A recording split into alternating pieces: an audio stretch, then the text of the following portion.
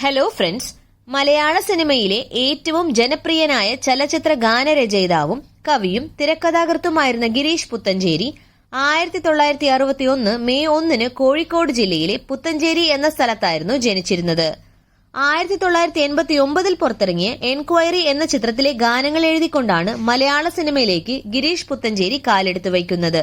മികച്ച ഗാനരചയിതാവിനുള്ള കേരള സ്റ്റേറ്റിന്റെ അവാർഡ് 7 തവണ ഏറ്റുവാങ്ങിയിട്ടുള്ള ഗിരീഷ് പുത്തഞ്ചേരി ചുരുങ്ങിയ കാലയളവിൽ ഏറ്റവും അധികം മലയാള സിനിമാ ഗാനങ്ങൾ എഴുതിയിട്ടുള്ള ബഹുമുഖ പ്രതിഭ എന്ന പേരിലും പ്രശസ്തനാണ്. ഗാനരചയിതാവ് എന്നതിലുപരി ഒരു ചില ചിത്രങ്ങളിൽ കഥയും തിരക്കഥയും അദ്ദേഹത്തിന്റെ സംഭാവനയായിരുന്നു. ഇന്നത്തെ വീഡിയോയിലൂടെ നമ്മൾ നോക്കാൻ പോകുന്നത് ഗിരീഷ് പുത്തഞ്ചേരിയുടെ തൂലികയിലൂടെ പിറന്ന ചിത്രങ്ങൾ ഏതൊക്കെയെന്നതും ആ ചിത്രങ്ങളൊക്കെ ബോക്സ് ഓഫീസിൽ വിജയിച്ചോ പരാജയപ്പെട്ടോ എന്നതുമാണ്. വെൽക്കം ബാക്ക് ടു ആ channel cinema talks by mister and missus. നിങ്ങൾ ആദ്യമായിട്ടാണ് ഈ ചാനൽ കാണുന്നതെങ്കിൽ തീർച്ചയായും സബ്സ്ക്രൈബ് ചെയ്ത് റൈറ്റ്സ് ഉള്ള ബെൽ ഐക്കോണും ഒന്ന് എനേബിൾ ചെയ്യുക. ഗിരീഷ് പുത്തഞ്ചേരി തിരക്കഥ എഴുതി ആദ്യം പുറത്തിറങ്ങിയ ചിത്രമായിരുന്നു ബ്രഹ്മരക്ഷസ്. 1990 വിജയൻ കാരോട്ട് സംവിധാനം ചെയ്ത് ലാലു അലക്സ്, ദേവൻ, ശാന്താദേവി എന്നിവർ പ്രധാന കഥാപാത്രങ്ങളെ അവതരിപ്പിച്ച് പുറത്തിറങ്ങിയ ഒരു ചിത്രമായിരുന്നു ഇത്. കോട്ടയം പുഷ്പനാഥിന്റെ കഥയിൽ പുറത്തിറങ്ങിയ ഈ ചിത്രം ബോക്സ് ഓഫീസിൽ സാമ്പത്തികമായി വിജയിച്ച ഒരു ചിത്രമായിരുന്നു. 1993 രാജസേനന്റെ സംവിധാനത്തിൽ പുറത്തിറങ്ങിയ ഒരു ചിത്രമായിരുന്നു മേലെ പറമ്പിൽ ആൺവീട്. രഘുനാഥ് പാലരി സ്ക്രീൻ പ്ലേ ചെയ്ത ഈ ചിത്രത്തിന്റെ കഥ ഗിരീഷ് പുത്തഞ്ചേരിയുടേതായിരുന്നു. ജയറാം, ശോഭന എന്നിവർ പ്രധാന കഥാപാത്രങ്ങളെ അവതരിപ്പിച്ച ഈ ചിത്രം ബോക്സ് ഓഫീസിൽ വൻ സാമ്പത്തിക വിജയമായിരുന്നു നേടിയെടുത്തിട്ടുണ്ടായിരുന്നത്. അടുത്ത ചിത്രം കിന്നരിപ്പുഴയോരം. ഹരിദാസിന്റെ സംവിധാനത്തിൽ 1994 റിലീസിനെത്തിയ ഒരു ചിത്രമായിരുന്നു ഇത്. ശ്രീനിവാസൻ, സിദ്ദിഖ്, തിലകൻ, ദേവയാനി, മുകേഷ് എന്നിവരായിരുന്നു ഈ ചിത്രത്തിലെ പ്രധാന വേഷങ്ങൾ കൈകാര്യം ചെയ്തിട്ടുണ്ടായിരുന്നത്. പ്രിയദർശന്റെ കഥയ്ക്ക് ഗിരീഷ് പുത്തഞ്ചേരിയായിരുന്നു സ്ക്രീൻ പ്ലേ ഈ ചിത്രത്തിന് വേണ്ടി ചെയ്തിട്ടുണ്ടായിരുന്നത്. ഈ ചിത്രം ബോക്സ് ഓഫീസിൽ സാമ്പത്തികമായി വിജയിച്ച ഒരു ചിത്രമായിരുന്നു.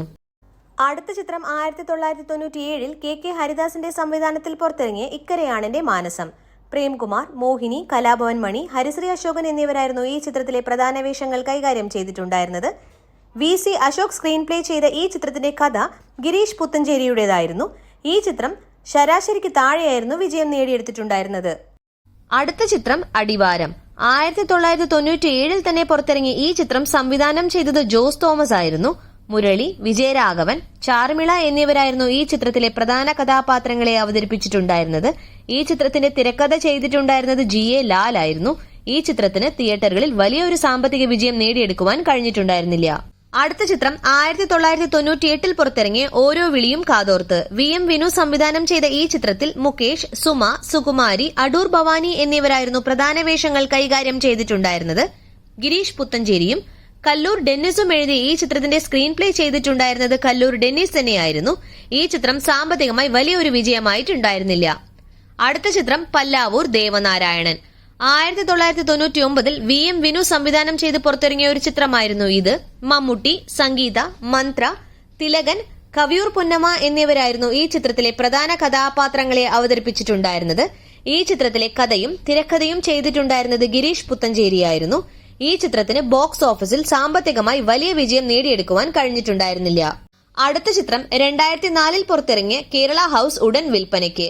താഹയുടെ സംവിധാനത്തിൽ ജയസൂര്യ, ഹരിശ്രീ അശോകൻ, കൊച്ചിൻ ഹനീഫ എന്നിവർ പ്രധാന കഥാപാത്രങ്ങളെ അവതരിപ്പിച്ച് പുറത്തിറങ്ങിയ ഒരു ചിത്രമായിരുന്നു ഇത്. കല്ലൂർ ഡെന്നിസ് തിരക്കഥ നിർവഹിച്ച ഈ ചിത്രത്തിന്റെ കഥ ഗിരീഷ് പുത്തഞ്ചേരിയുടേതായിരുന്നു. ഈ ചിത്രം ബോക്സ് ഓഫീസിൽ സാമ്പത്തികമായി പരാജയപ്പെട്ട ഒരു ചിത്രമായിരുന്നു.